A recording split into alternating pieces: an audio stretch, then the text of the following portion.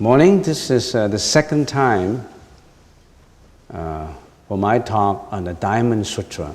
This is a sutra that we are talking about, the Diamond Sutra. And the last time we spent about 45 minutes in the introduction of the sutra.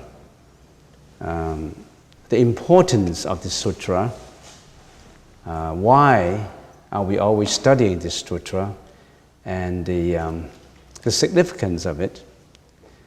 Now, I remember in the last few minutes before we left last time, we were talking about the translations of this sutra. We're talking about Western scholars, such as Edward Conze, who translated the Diamond Sutra from Sanskrit into English. For those first-time comers who may not know what Sanskrit is the classical Indian language at the time of the Buddha in India. And sutras were translated from Sanskrit, mostly into Chinese, but since about 150 years ago, and many Western scholars attempted to translate from Sanskrit into English. So one of the most famous ones, Western scholars, Edward Conze, he spent his whole life in studying Sanskrit, Chinese, and translated quite a few sutras from Sanskrit into English. Now there's also an internationally famous Buddhist scholar by the name Max Muller, a German professor, expert in Sanskrit and Chinese. He also translated the Diamond Sutra. This is the Diamond Sutra is what we're talking about, just for those who don't know. This is the Diamond Sutra, one of the most important sutras in the Mahayana Buddhism. Not just in the Mahayana, also in the Hinayana too. Hinayana or Theravada also study this sutra. There's also a Professor Eugene Brenoff and Samuel Beal,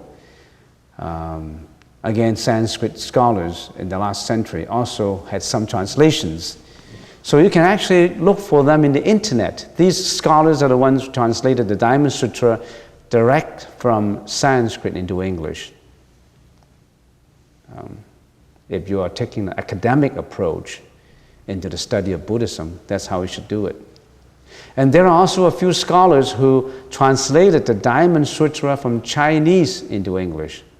Now that's a second-handed translation, because the Chinese translated from Sanskrit into Chinese, and some Western scholars, they're expert in Chinese, and they translate from Chinese into English. These are the second-hand translations. For example, there's a Mr. A.F., Professor or Mr., I don't remember, Price, who worked with Mr. Wang Mo Lam together, translated the Diamond Sutra. So that's all for the academic part of it, the bibliography of it. Let's get into some of the content of it. The Diamond Sutra, the full name of the Diamond Sutra in the Sanskrit language is Vajrachatika Prajna Paramitta Sutra. And there's the word prajna in there, which is very important. P-R-A-J-N-A, prajna. That word is a Sanskrit word. And the understanding of prajna is extremely important in Buddhism. This sutra, the Diamond Sutra, summarizes the profundity of prajna. Buddha Sakyamuni gave 16 great congregations to teach the prajna. We mentioned it last time. 2,600 years ago, Buddha Sakyamuni in India, he gave 16 congregations to teach prajna. Most of the content of the 16 congregations, main essence of the talk, it's contained in a sutra called Mahaprajna Sutra. A Mahaprajna Sutra. There's another sutra which is called Mahaprajna Sutra. Maha means great. Many people know about that. It's almost like a term borrowed from Sanskrit and used commonly in English. Maha means great. Maharajna means king, the great king, Maha. So, Mahaprajna Sutra, it's the most voluminous of all sutras in explaining prajna. And this sutra, it's in Chinese. It contains 600 volumes translated by Xuanzang, as I have said before. Xuanzang, one of the monk in about 1,100 years ago in the Tang Dynasty. There was a monk in China in the Tang Dynasty, the most venerable Xuanzang Yunzhong Daixi, Xuanzang Fashi, as I have said before. It was translated by him together with a team of translators. 600 volumes. That team spent 3 years in translating it. So translation is a very strenuous work, especially from one language to another.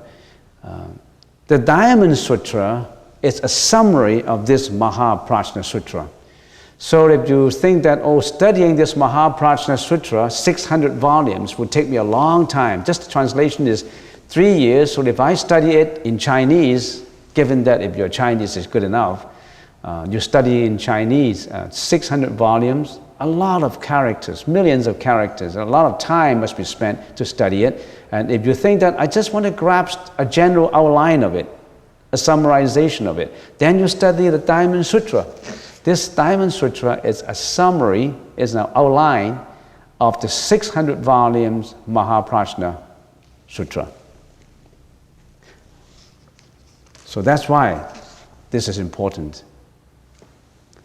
And this Diamond Sutra, in Chinese, it's not very long, 5,800 characters, Chinese characters. In the English language, I don't know, it's easily defined by clicking at a computer to get the total number of words. Not that long, not that long. The translation is not that long. It's easier to grasp and easier to finish in terms of studying time and efforts. So for students of philosophy, for students of studying culture, for students studying religion, or for students who want to know something about Buddhism, this is a sutra to look for, the Diamond Sutra. And I know there's a book, there has been a book for a number of years out there, written by a Rinpoche, a monk. It's called a diamond cutter, I think.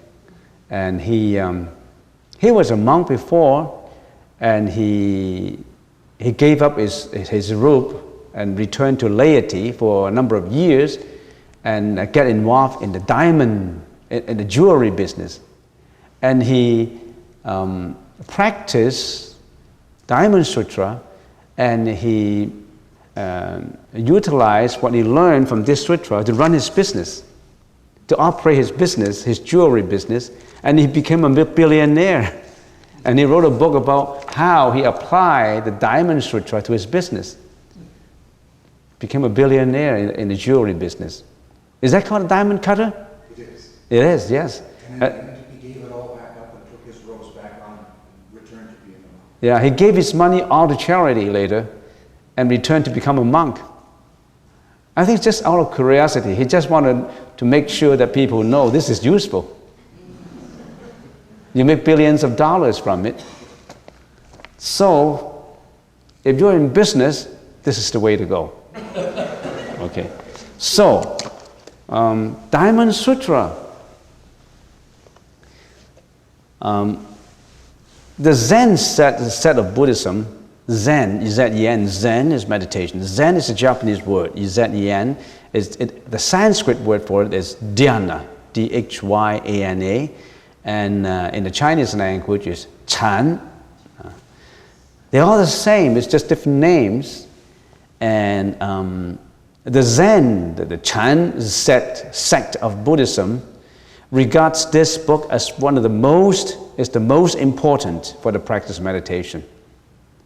And so meditators, we need to know it, the Diamond Sutra.